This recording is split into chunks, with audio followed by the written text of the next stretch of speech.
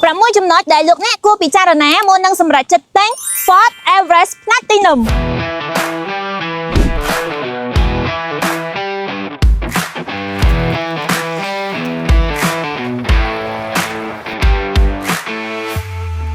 ចំណុចទី1 Everest Platinum មកជាមួយនឹងម៉ាស៊ីន 3.0 V6 ដែលអាចបង្កើតកម្លាំងសេះ 250 សេះកម្លាំងរមួលរហូតដល់ទៅ 600 Newton ម៉ែត្រឯណោះធ្វើឲ្យរថយន្តកាន់តែខ្លាំងស្ទុះស្ងាត់បើកបរដោយទំនុកចិត្តខ្ពស់មិនថាផ្លូវចិត្តឬផ្លូវឆ្ងាយ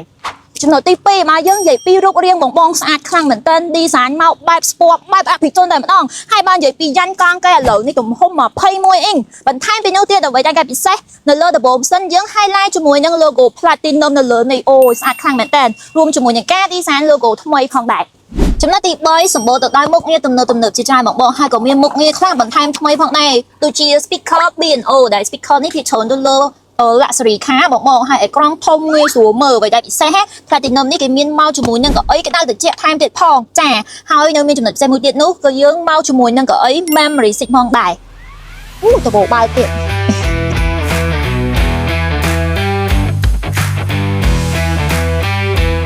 ចំណុចទី4មកជាមួយនឹងប្រព័ន្ធសុវត្ថិភាពទំនើបជាច្រើនបងដែលផ្ដល់ទំនុកចិត្តខ្ពស់ដល់អ្នកបើកបរមានដូចជាប្រព័ន្ធ Auto Hold Adaptive Cruise Control Lane Keeping Preclusion និងមានមុខងារជាច្រើនទៀតនៅលើនេះផងដែរ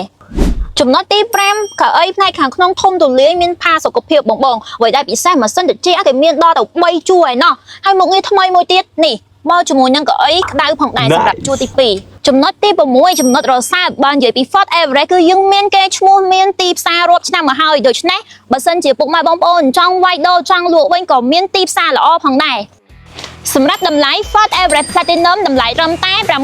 $69,900 តែប៉ុណ្ណោះសម្រាប់ព័ត៌មានលម្អិតមិនថាទិញផ្ដាច់ឬក៏រំលោះអាចទំនាក់ទំនងតាមរយៈលេខទូរស័ព្ទនៅខាងលើនេះបានបាយ